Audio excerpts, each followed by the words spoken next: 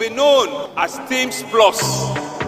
The Plus representing the incorporation of an intensified focus in these next 4 years on social inclusion, gender equality, and youth development. In other words, we are strengthening and reinforcing our teams with a no one left behind philosophy.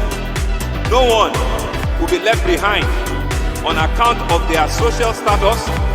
No one will be left behind on account of their gender or age. We will design all of our programs and policy to ensure that everyone is carried along and is catered for. This is our solemn promise to you, Lagosians. A very big welcome to all our viewers. It's good to be back again. And this week's program promises to be entertaining and educative. So sit back and let's go.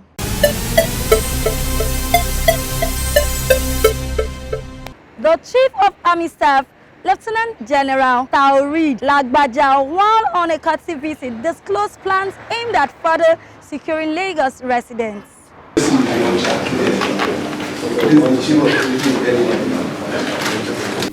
Tremendous support of the Lagos State government and the good people of Lagos to our formations and units domiciled in Lagos. And we appreciate what Your Excellency is doing in terms of infrastructural upgrade of Lagos. The Lagos State Governor, Babajide Sanwo-Olu, has hailed the Nigerian Army for committing to the rules of engagement and professionalism in its peace mission across the country. The governor said the Army had continued to live up to the expectations of their roles as provided by the Constitution, stressing that the sacrifice paid by soldiers to keep the territorial integrity and peace of country would not go unappreciated. Thank you and your men for your dedication to the country at this very difficult time in different parts of the world, in different parts of the country, that you continue to uphold the Constitution, the integrity and the sovereignty of our country. So I want to, on behalf of the people and government of Lagos State, wish you all the very best, and will continue to ensure that we give you all of the required and needed support for you to be able to discharge your responsibilities very well. So we will go and work with either the GOC or the 9th Brigade, and the Chief of Staff Office will get to do that, as soon as possible. He said they have continued to uphold the Constitution, maintain high integrity, and stick to the best rules of engagement to protect the sovereignty of our country.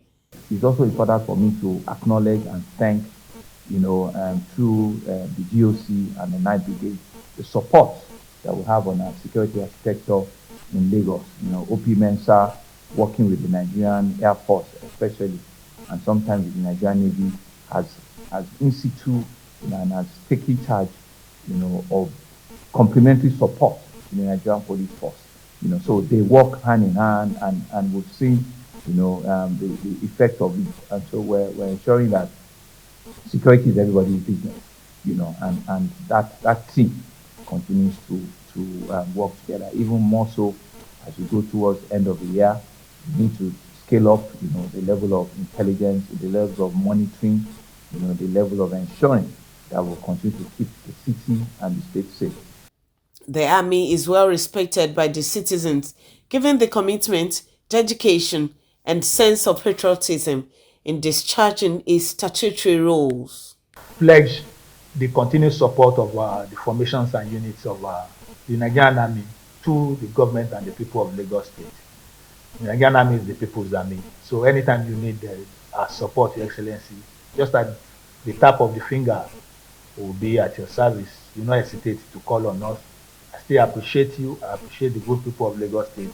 And we look forward to an expanded and cordial relationship with the Lagos State government.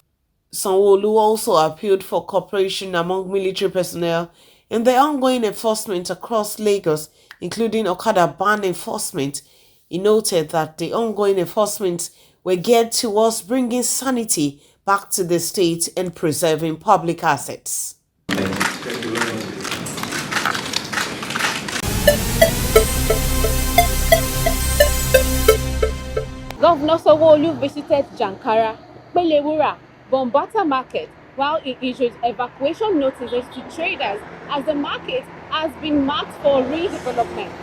The governor, Sanwo-Olu, also disclosed that Ilubiri Pump Station will be ready by January 2024.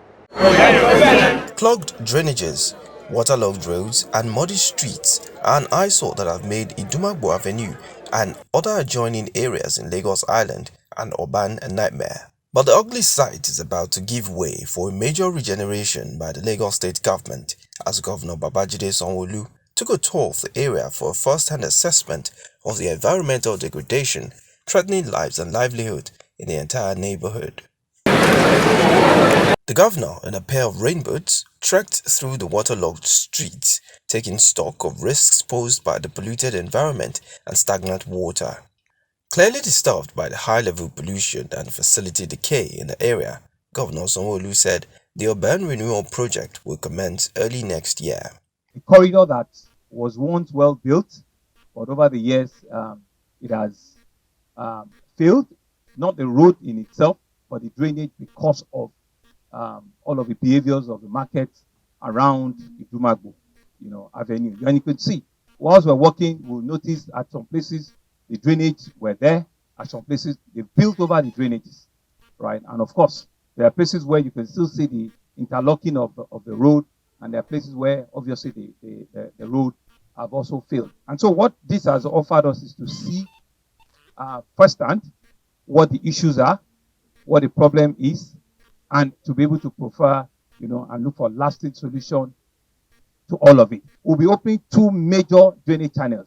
The one from Thomas, which is the one on the right, and there's a new one from Idumagbo, So both of them will flow into this drainage that you saw, that is looking like concrete, and it will take them, and with the pump, it will take them straight down to the lagoon. Each of those pumps will be automatically activated. Each one, once the water channel gets up to 4 meters from what I'm told, pump 1 will kick off. Once it gets to 5.5, pump 2 will kick off. And if there's a need for pump 3, it will also, but we've never seen. The governor in the interim directed the Ministry of Environment to immediately start comprehensive cleanup operation to clear unapproved structures built on water channels. Princess Street, which leads to the popular Jankara market, had become a mirrored reflection of its past. Concrete shops built on drainage channels have left the area prone to perennial flooding. Jankara market had become impassable and permanently flooded due to indiscriminate trading and pollution. While on inspection, Governor Sanwo-Olu waded through the waterlogged Ojogiwa, Oroyin and Binuyo streets, where drainage channels had been completely blocked by concrete structures, making it difficult for stagnant water to evacuate into the secondary drainage. At Bombata, Jankara and Pelewura markets, Governor Babajide Sanwo-Olu decried the level of deterioration in the neighborhood, disclosing that the state government would be embarking on regeneration to resolve recurring flooding issues. So we've built capacity and we've also built redundancy, as a final solution for the drainage evacuation from Lagos Island. That is for this location. So we will continue to do the work, and I'm sure that by December or January we'll come back here. This project here will be completed. But internally there, right, we have work to do. We have work to do at the 3 main markets that we saw there. The Bombata market, the Jankara market, and of course, the Pelewura market, right? I'm using this as an information, as a notice to all of the legal squatters and all of people that are doing things there. It is an official notice, again, that we will take and clean up the entire market. We will start fully with the Bombata market and the Jankara market. It's going to be ground zero, and there's a full design of what we're going to be putting there. With the Pelewura market, because it currently abuts a large number of the citizens, we're going to give them adequate notice, and we're going to be working with our concessionaires and with the local government. All of the stakeholders will be brought on board, and we will all agree as into when that demolition and that evacuation will start. But I've given them the first notice already, but I'll give them the opportunity, as the stakeholder engagement for us to know when that final demolition will take place. The governor also inspected the ongoing construction of Ilubirin pump station that would facilitate automatic discharge of flood water from the residential area in Lagos Island into the lagoon. The project, according to him, was at 85% completion, promising that the station would be fully operational by the beginning of next year.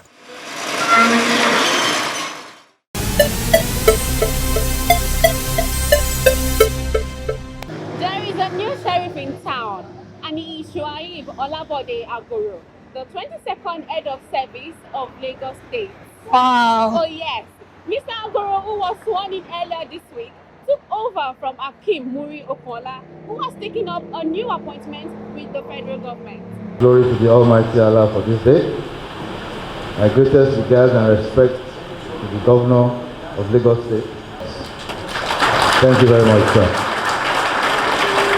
Shuaib Olabode Agoro is the 22nd head of service of Lagos State. I will, in the performance of my official duties, eschew and expose corruption in any of its faces, in and outside Lagos State. I will always follow the path of justice, honesty, and concord among all people of Lagos State in particular, and Nigeria in general, in all I do. So help me Allah. His appointment comes with a lot of demands, as he's set to take on the huge responsibility of providing direction and leadership to the most vibrant and progressive public service in Nigeria.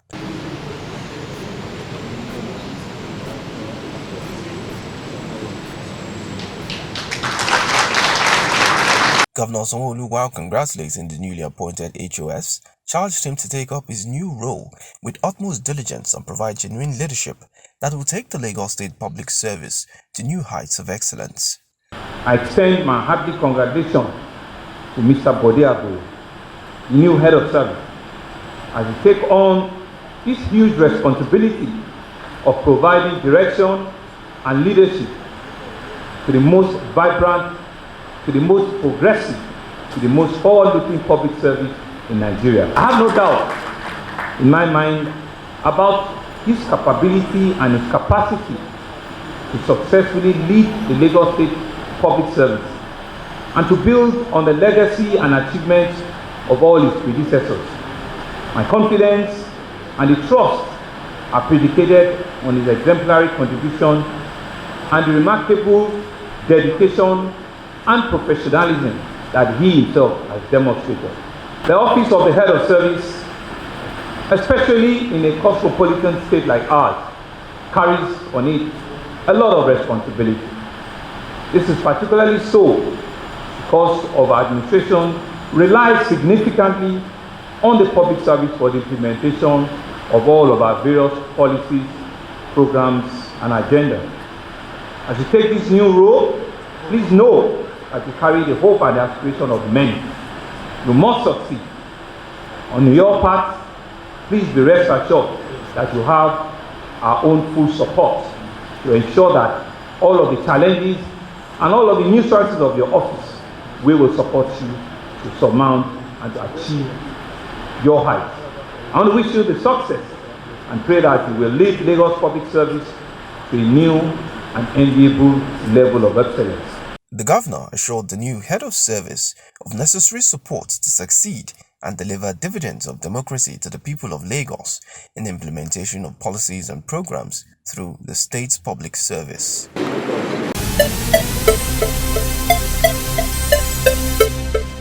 Wife of the governor, Dr. Ibijoke Sanwo-Olu, has called for active participation of women, youth, towards the success of this year's National Women's Conference.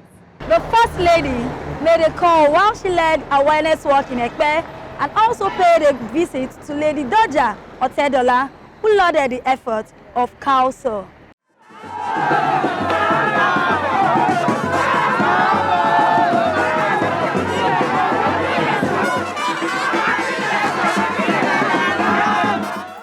The First Lady of Lagos State, Dr. Mrs. Ibijoke Sanwo-Olu, has urged women and youth to participate actively in this year's National Women's Conference, saying that the conference is specifically designed towards influencing participants for positive outcome in the society.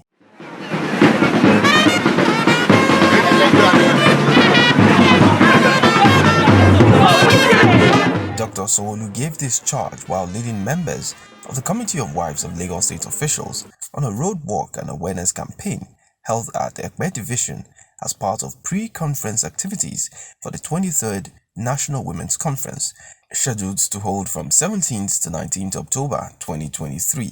This is the first time that we're doing a rural outreach, and we're trying to, as much as possible, engage the youth and the women from all walks of life to educate, enlighten, and tell our women here more about the Unleash Your Potential. We have different lecturers, facilitators that will be coming to talk to the women. It's also an opportunity to remind our children and the women out there about the various things that are happening, especially concerning food security, concerning eco-friendliness and waste to wealth, and also about the cyber security that is very, very rampant going on now, cyber crime. We also want to engage our women in other things that will be friendly to them, especially something to do with health, out-of-pocket expenses. And not only that, there's going to be some exhibition halls where, you know, women were very passionate about fashion, we're passionate about our skin, we're passionate about, you know, so many other things. It's a good place to network, to interact with other people from other walks of life. Other highlights of the roadwalk and awareness campaign was a courtesy visit by the First Lady and members of Council to former First Lady and matriarch of the Otedola family, Lady Doja Otedola, at her residence.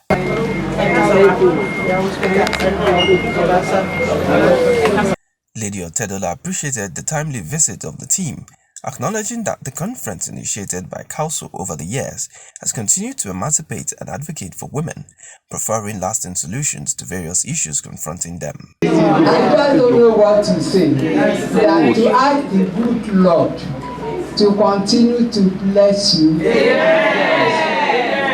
and to have His face to shine upon you. The work you are doing, we appreciate it. I was once a white governor's wife. The job, I don't envy those that are there because I know what we went through. In our own time, no council. So thank you, the council, to bring all the women together, to interact with all the women. I love it. I really love it. I attended one. I thank you for the cooperation you are giving the First Lady and the Deputy. I know it's not all that easy, but it is well. While emphasizing that this year's conference themed Unleash Your Potential will be a platform to bring together women from all walks of life to learn and share knowledge on topical issues affecting women in the society, the First Lady noted that the forum will further educate and inform them to be better ambassadors in their various communities.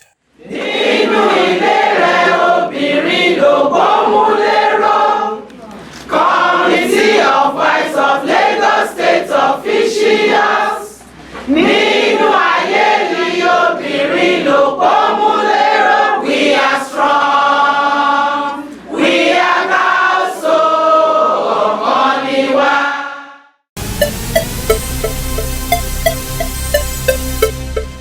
And we have come to the end of this week's episode of the program. Oh, sorry, don't cry, Nike. We will be back next week with more reviews from Lagos. And it's on this note, we say, Ìgbéga Ìpínlẹ̀ Èkó, OTD Àjùmọ̀ṣe. A ó máa rí yín bá. Ó dàbọ̀. It will be known as Teams Plus. The Plus representing the incorporation of an intensified focus in these next 4 years on social inclusion, gender equality, and youth development. In other words, we are strengthening and reinforcing our teams with a no one left behind philosophy. No one will be left behind on account of their social status. No one will be left behind on account of their gender or age. We will design all of our programs and policy to ensure that everyone is carried along and is catered for. This is our solemn promise to you, Lagosians.